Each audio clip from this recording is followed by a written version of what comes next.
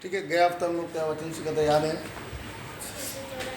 613 नियम का हम लोग ने इंट्रोडक्शन पार्ट देखा था। उसमें से 2 पॉइंट आपको खाली शुरू करके छोड़ा था, उसके अंदर का बात और बाकी है। तो आज हम लोग उसी का कंटिन्यूएशन में गया बार शुरू किया हुआ जो पॉइंट था, पहला पॉइंट था 613 नियम का सबसे मेन पॉइंट, मुख्य पॉइंट क्या था हमारा? परमेश्वर से संबंधित नियम है। कितना पॉइंट है उसके अंदर? 1 से 10 लिखा है, नहीं लिखा? हाँ, 1 से 10 है ना। तो उसमें से पहला पॉइंट हम लोग ने लिखा था परमेश्वर के अस्तित्व पर विश्वास करना। तो इंग्लिश में है to know that God exist. English में लिखना है तो लिख लो to know that God exist. ठीक है, वही पहला पॉइंट को उसके अंदर थोड़ा और डिटेल हम लोग देखेंगे। परमेश्वर के अस्तित्व पर विश्वास करना, याद करना। हम लोग 613 नियम में से परमेश्वर से संबंधित नियम 1 से लेकर 10 तक है। उसमें से पहला नियम है जिसमें लिखा है कि परमेश्वर के अस्तित्व पर विश्वास करना। वचन पढ़ेंगे, निर्गमन 20 का 2। मैं तेरा परमेश्वर यहोवा हूँ। मैं तेरा परमेश्वर यहोवा हूँ जो तुझे दासत्व के घर अर्थात जो तुझे दासत्व के घर अर्थात मिस्र देश से निकाल लाया है। मिस्र देश से निकाल लाया है। इंग्लिश में I am the Lord thy God. I am the Lord Dai God. Tamil में उन देवनागे कर्तर नाने। उन देवनागे कर्तर नाने, मैं तेरा परमेश्वर यहोवा हूँ। ठीक है, प्रार्थना करें। जीवित प्रभु, आपका धन्यवाद प्रभु, इन वचनों का अर्थ को समझने के लिए सहायता कर। इसके द्वारा प्रभु हम आपकी पहचान में बढ़ने के लिए प्रभु मदद कर। आपके और करीब आने के लिए हमारी सहायता कर प्रभु जी। ज्ञान और समझ दे ताकि वचन को समझकर ग्रहण कर सके प्रभु जी। एक भी वचन व्यर्थ ना हो प्रभु। एक एक वचन को प्रभु जी हमें आनंद के साथ ग्रहण करने के लिए सहायता कर। पवित्र आत्मा में के साथ बातें करें, यीशु मसीह के पवित्र नाम से मांगते हैं, आमीन। और एक बार पढ़ेंगे निर्गमन 20 का 2। हाँ, मैं तेरा परमेश्वर यहोवा हूँ। मैं तेरा परमेश्वर यहोवा हूँ। उसके साथ साथ पढ़ेंगे व्यवस्था विवरण उसका 5 का 6। तेरा परमेश्वर यहोवा तेरा परमेश्वर यहोवा जो तुझे दासत्व के घर जो तुझे दासत्व के घर अर्थात मिस्र देश में से निकाल लाया है, मिस्र देश से निकाल लाया है, वह मैं हूँ। वो मैं हूँ। तो हम लोग पिछला सप्ताह देखा था मेरा परमेश्वर कौन है करके। अगर मेरे अंदर से एक सवाल आएगा उसका जवाब क्या है? परमेश्वर कहता है कि तेरा परमेश्वर मैं हूँ। जब वो कहता है कि मैं तेरा परमेश्वर हूँ तो हमें और किसी को ढूंढ के जाने की ज़रूरत नहीं है। अभी परमेश्वर कहता है कि मैं तेरा परमेश्वर हूँ। तो हमारा हेडिंग है परमेश्वर है करके, परमेश्वर के अस्तित्व पर क्या करना? विश्वास करना। तो सबसे पहली बात हम लोग विश्वास का जीवन में चलते समय में सबसे पहली बात हमारे अंदर विश्वास में क्या होना चाहिए? इब्रानी 11 का 6 पढ़ेंगे। और इब्रानी 11 का 6। और विश्वास के बिना उसे प्रसन्न करना अनहोना है। हाँ, उसे प्रसन्न करना अनहोना। तो विश्वास का जीवन में सबसे पहली बात हर एक विश्वासी को क्या होना चाहिए? विश्वास होना। क्या विश्वास होना चाहिए? आगे, क्योंकि परमेश्वर के पास आने वाले को जो कोई परमेश्वर के पास आते हैं विश्वास करना चाहिए, उन्हें यह विश्वास करना चाहिए कि वो है। तो हमारा हेडिंग क्या था? परमेश्वर के अस्तित्व पर विश्वास करना। इंग्लिश में to know that God exist. परमेश्वर है करके हर एक विश्वासी को पहले क्या होना चाहिए? विश्वास होना चाहिए, कन्फर्म होना चाहिए, निश्चय होना चाहिए कि परमेश्वर करके कोई है। हाँ, तो जो कोई उसके पास आता है उसे यह विश्वास करना है कि वो है और अपने खोजने वालों को प्रतिफल देता है। और अपने खोजने वाले को प्रतिफल देता है। तो सबसे पहली बात विश्वास का जीवन में हमको क्या भरोसा होना चाहिए, क्या निश्चय, भरोसा बोलने ना मैं निश्चय, कन्फर्म, इसमें कोई बदलाव नहीं। क्या कन्फर्मेशन होना चाहिए, परमेश्वर है। अच्छा, लेकिन कुछ लोग इस बात को मानते नहीं, उनके बारे में वचन कहता है कि वो लोग कौन है, मूर्ख। उसके लिए पढ़ेंगे भजन संहिता 14:1। मूर्ख ने अपने मन में कहा, मूर्ख ने अपना मन में कहा, कोई परमेश्वर है ही नहीं। कोई परमेश्वर है ही नहीं। उसके साथ साथ भजन संहिता 53:1 पढ़ेंगे।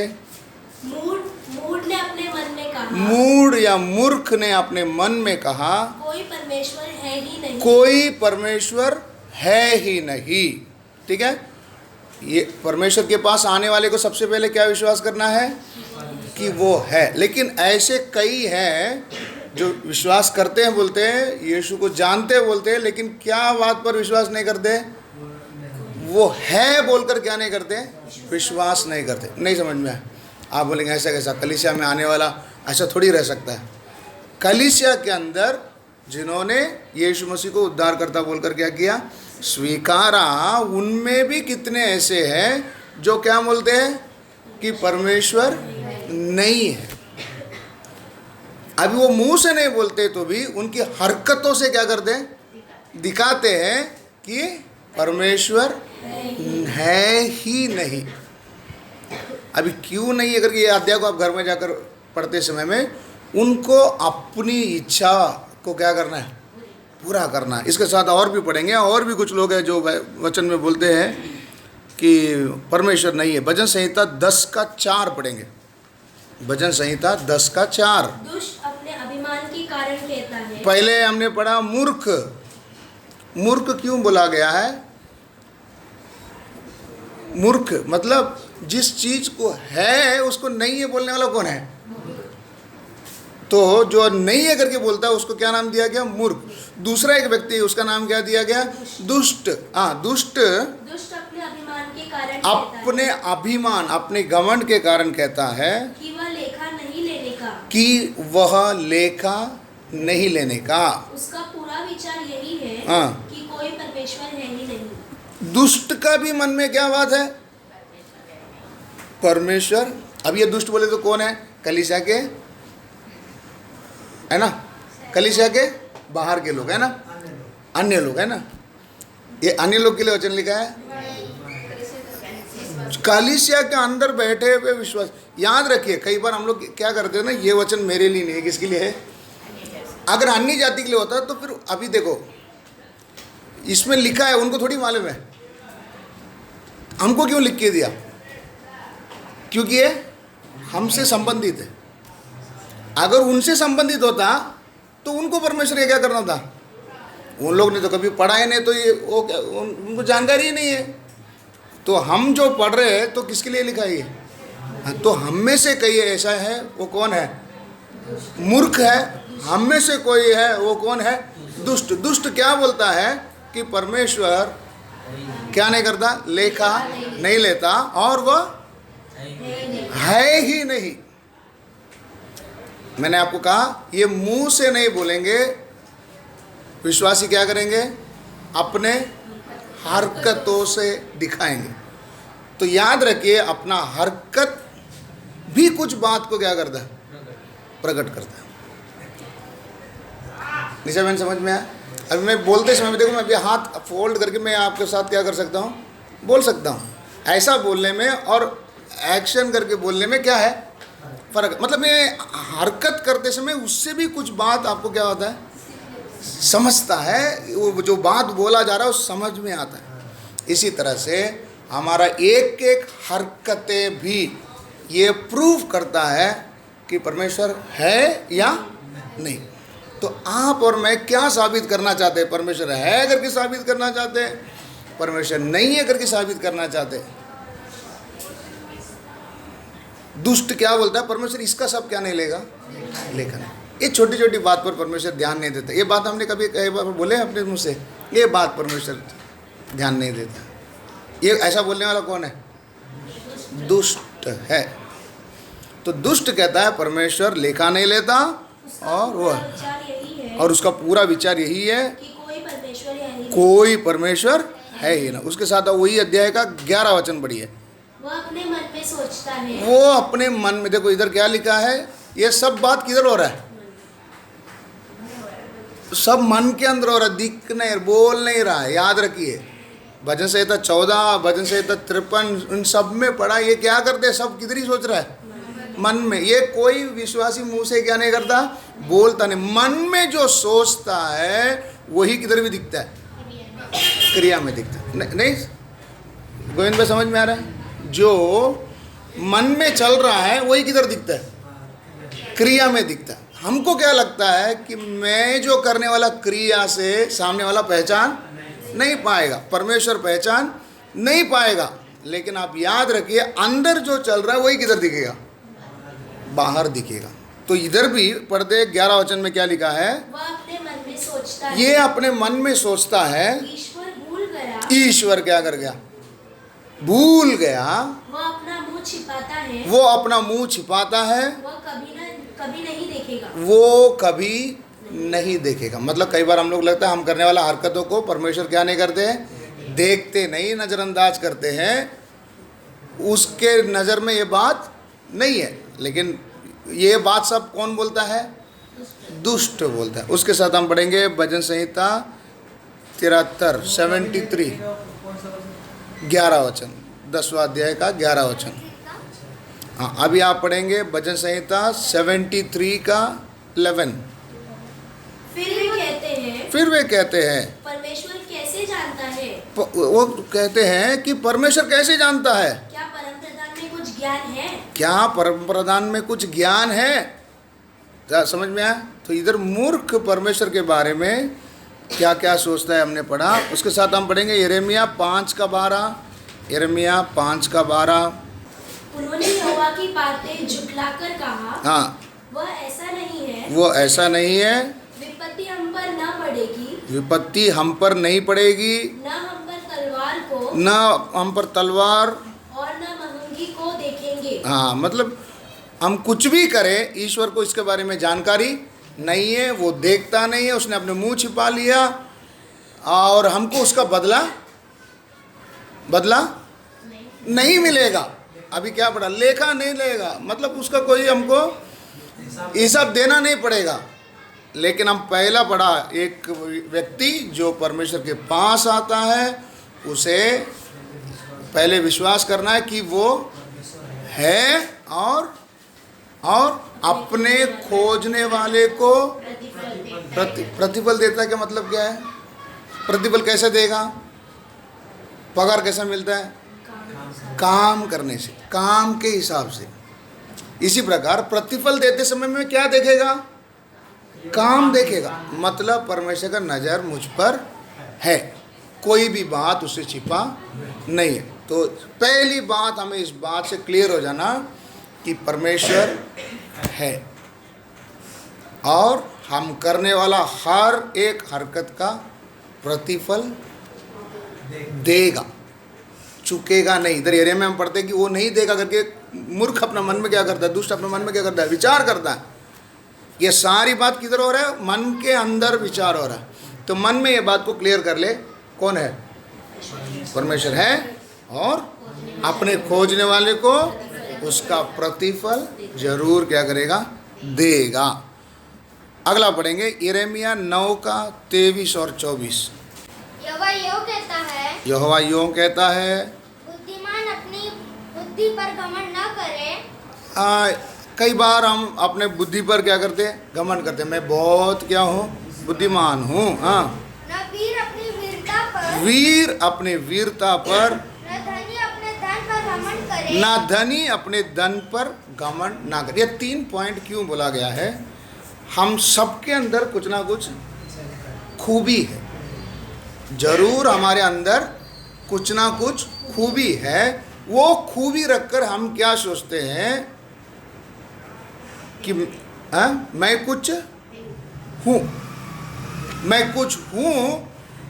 मैं परमेश्वर को छुपाकर या परमेश्वर के अस्तित्व को नहीं सा करके मैं भी कुछ क्या कर सकता हूँ, कर सकता हूँ करके कई बार हम प्रयत्न करते हैं। इसलिए हम बोलते हैं, वचन लिखता है, वचन में पढ़ा कि बुद्धिमान, अगर आप सोचते कि मैं बहुत बड़ा बुद्धिमान हूँ, तो बुद्धिमान अपनी बुद्धि में क्या नहीं करे, घमंड ना करे। और वीर, अगर तुम्हारे पास वीरता है, वीरता के ऊपर घमंड ना करे।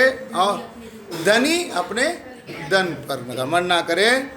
हाँ, परंतु जो घमंड करे, जिस किसी को भी घमंड करना है, वह इसी बात पर घमंड इस बात पर घमंड करे कि वह मुझे जानता और समझता है। वो मुझे जानता और समझता है। तो एक विश्वासी को सामने सबसे बड़ा प्रश्न क्या है? क्या आप परमेश्वर को जानते हैं?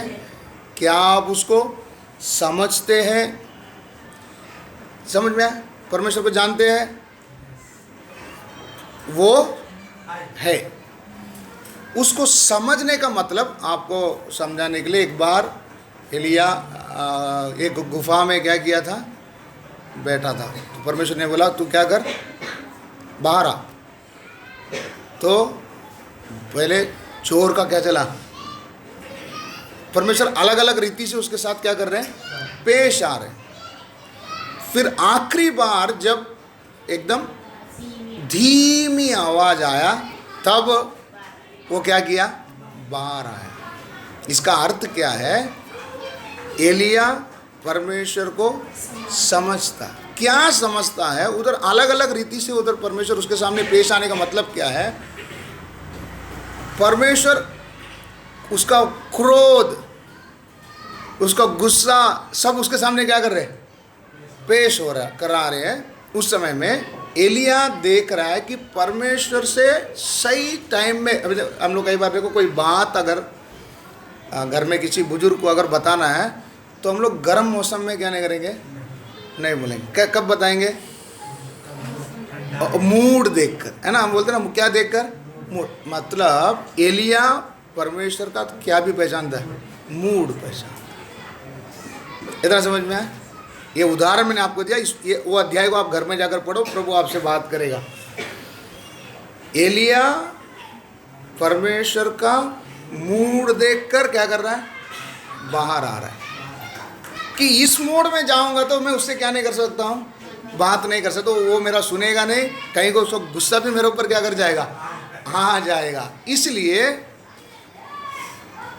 अगर आप और मैं घमंड करें तो किस बात में घमंड करें, कि मैं उसको जानता हूँ और समझता हूँ। ऐसा नहीं समझ पाएंगे। समझने के लिए बहुत उसके नज़दीक में क्या करना, जाना पड़ेगा। समझ में आया? तो उसको क्या करना है, जानना है, और उसको क्या भी करना है, समझना भी है। हाँ, मैं ही वो यहोवा हूँ जो पृथ्वी पर करुणा, न्याय और धर्म से काम करता है। बस इसमें हम लोग को मेन पॉइंट क्या था, मैं उसको जानता हूँ और समझता हूँ, है ना। दोबारा एक बार रिपीट करता हूँ शुरू से। हर एक विश्वासी क्या विश्वास करना है, परमेश्वर है और उनके खोजने वाले को प्रतिफल देगा। प्रतिफल का मतलब क्या है, काम के अनुसार का पगार वो देगा, चुकेगा नहीं। लेकिन मूड क्या बोलता है, परमेश्वर नहीं है। दुष्ट बोलता है वो लेखा नहीं लेगा, वो देखता नहीं। क्या परमेश्वर को भी इसके बारे में ज्ञान हो सकता है क्या करके मन में क्या करता है, सोचता है, विचार करता है। इसमें पॉइंट टू बी नोटेड क्या है, मुख्य तौर पर कई बार हम अपने चाल चलन से क्या करते हैं, प्रकट करते हैं परमेश्वर नहीं है। समझ में आया?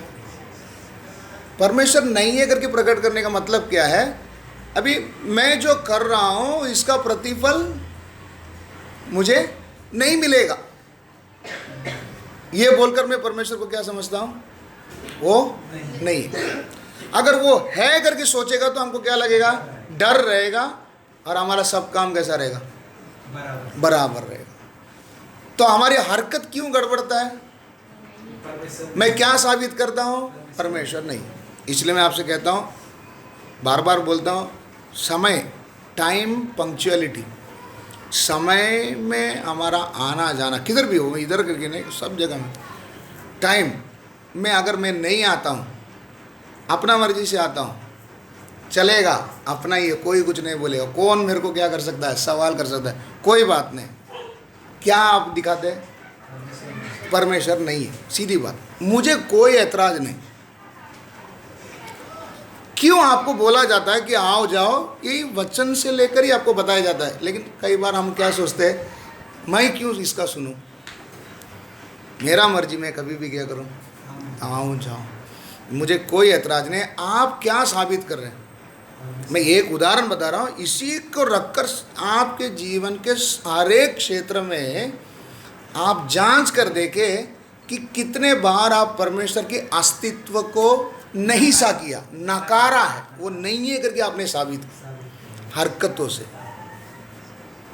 इतना आपको समझ में? मैं एक उदाहरण खाली आपको ये टाइम का बताया, बाकी कितने चीज़ों से हम लोग रोज हम बोलते हैं ना, हमने क्या पाप किया, क्या पाप किया?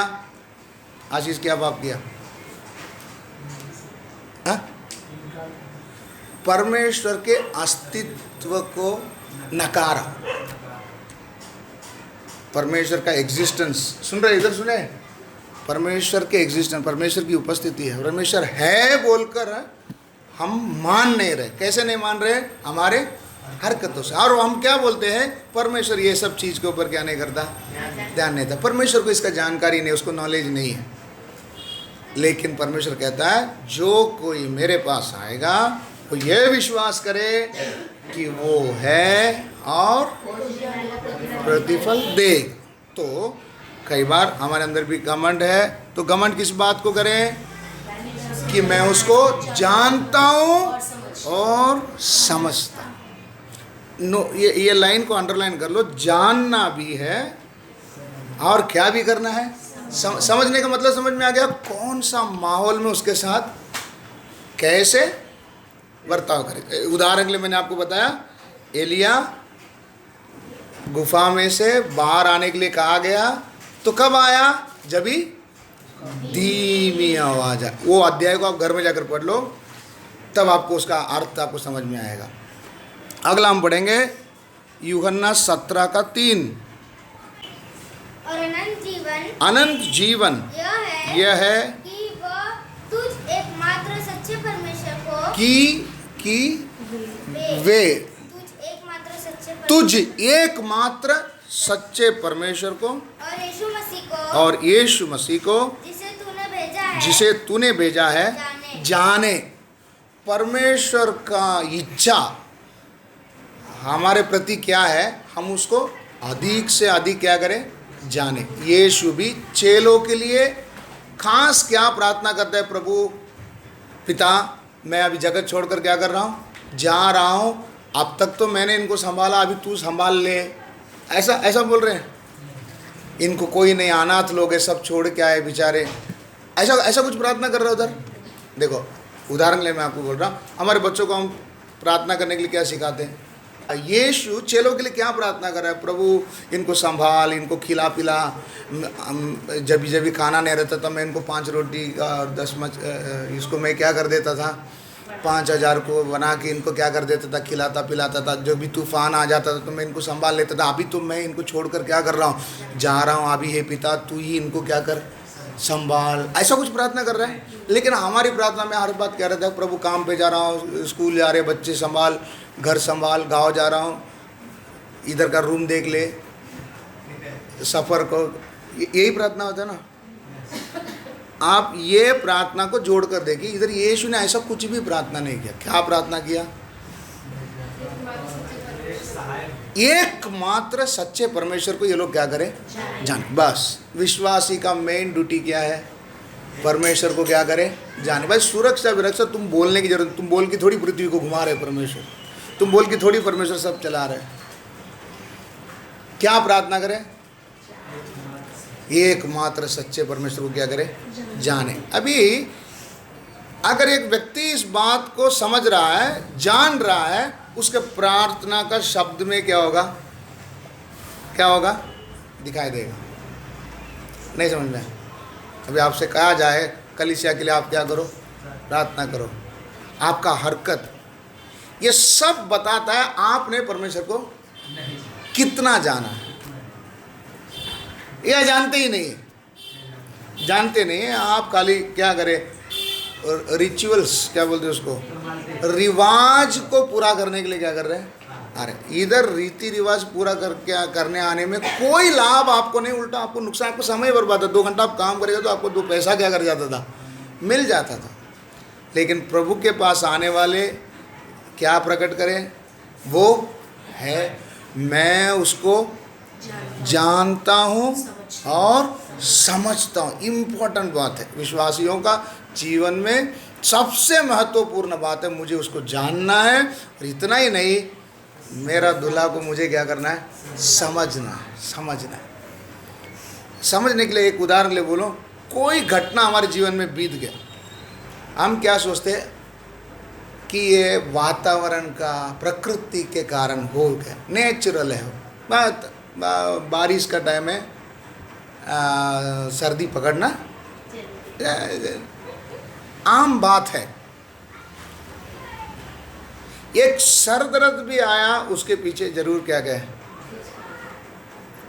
ये आप अगर नहीं समझा, ये परमेश्वर हमारे अलग अलग तरीकों से हमसे क्या करने का, बातें करने का एक तरीका है। कुछ काम असफल हो गया, सोचा कुछ था, हो गया कुछ और।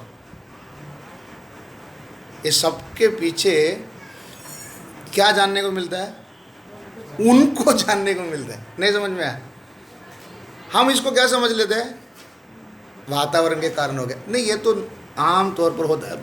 मेरा गाड़ी पंक्चर हो गया, हम क्या सोचते हैं, ये तो गाड़ियों का होना जरूरी है, वो होता ही है, आम बात है।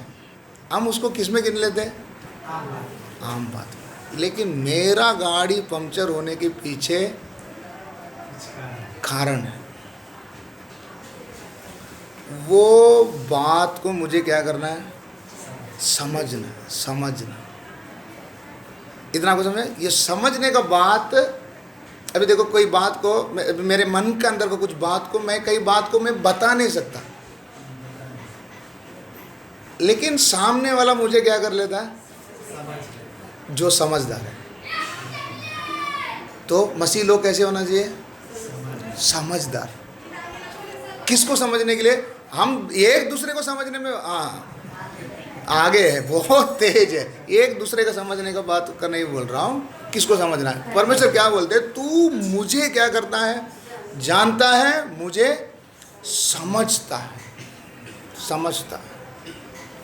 तो पहले परमेश्वर है करके मेरी सब हरकतों में क्या करना चाहिए, दिखना चाहिए। दूसरा, मैं परमेश्वर को जानता हूँ करके मुझे ही क्या होना चाहिए, निश्चय होना चाहिए। और इतना ही नहीं, मैं हर एक मेरे जीवन के हर एक हरकतों से मैं उसको क्या कर रहा हूँ, समझ रहा हूँ, समझ रहा हूँ। वो मुझसे क्या बोलना चाहता है, मैं उसको क्या करता हूँ, समझता। एक वचन आज अचानक मुझे प्रभु ने याद दिलाया,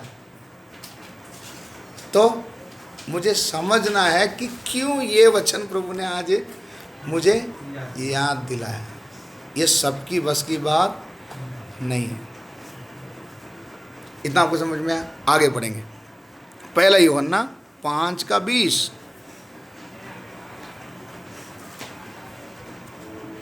हम यह भी जानते हैं हाँ, कि परमेश्वर का पुत्र आ गया है, परमेश्वर का पुत्र आ गया है और उसने हमें समझ दी है। उसने हमें क्या दी है, समझ। अगर उसको समझना है, समझ कौन देगा,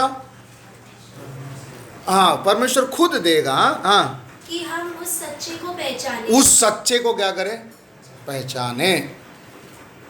हो गया वचन। और हम्म। हम उसमें जो सत्य है अर्थात उसके पुत्र यीशु मसीह में रहते हैं। सच्चा परमेश्वर और अनंत जीवन यही है। हाँ, फिर एक बार खाली पहला लाइन पढ़ो। हम यह भी जानते हैं हम यह भी जानते हैं कि परमेश्वर का पुत्र आ गया है। परमेश्वर का पुत्र आ गया है ना। कुछ लोग मानते हैं अभी तक परमेश्वर का पुत्र है। कौन? यहूदी लोग अभी भी क्या नहीं विश्वास करते हैं? यीशु का आने पर, मसीहा का आने पर क्या नहीं करते? विश्वास नहीं। लेकिन हमें विश्वास है मसीहा आ गया। हाँ, और उसने हमें समझ दी है। वो क्यों आया? वो आने से उसने मुझे क्या दिया? समझ दिया कि हम उस सच्चे को पहचाने। कि हम उस सच्चे को पहचाने और हम उसमें जो सत्य है हाँ। अर्थात उसके पुत्र यीशु मसीह में रहते हैं। बस बस बस। पुत्र का आना क्यों था? पुत्र का आना क्यों था? कि हम उसे क्या करें? समझे। हम उसे क्या करें? समझे। और एक वचन इसके साथ पढ़ लें, मत्ती 11:27। मेरे पिता ने मुझे सब कुछ सौंपा है। मेरा पिता ने मुझे सब कुछ सौंपा है और कोई पुत्र को नहीं जानता। और कोई पुत्र को नहीं जानता, केवल पिता। केवल पिता जानता है।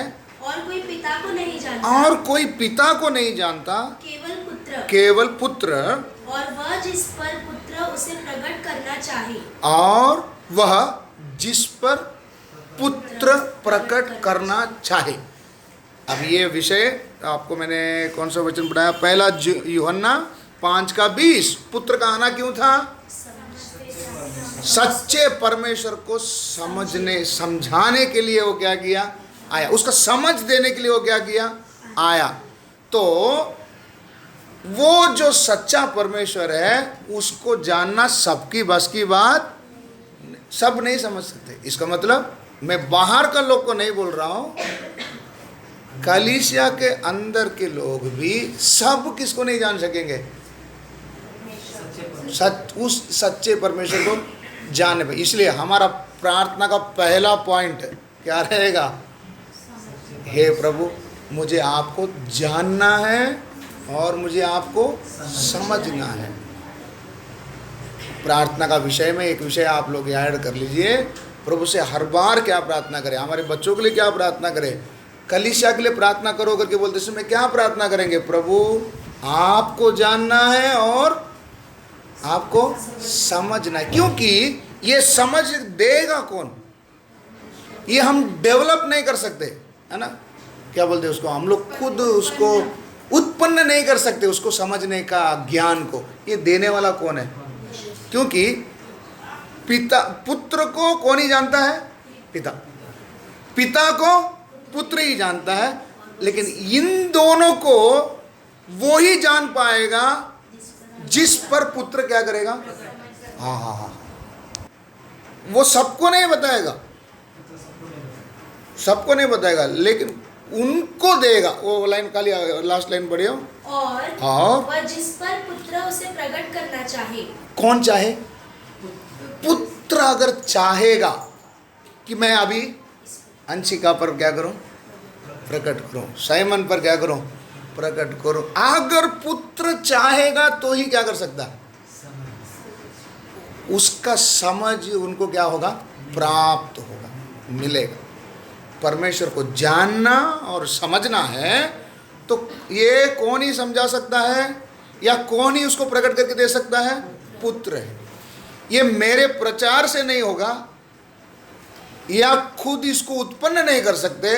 पुत्र जब तक नहीं चाहेगा तब तक ना तो पिता को ना तो पुत्र को कोई क्या नहीं कर सकेगा?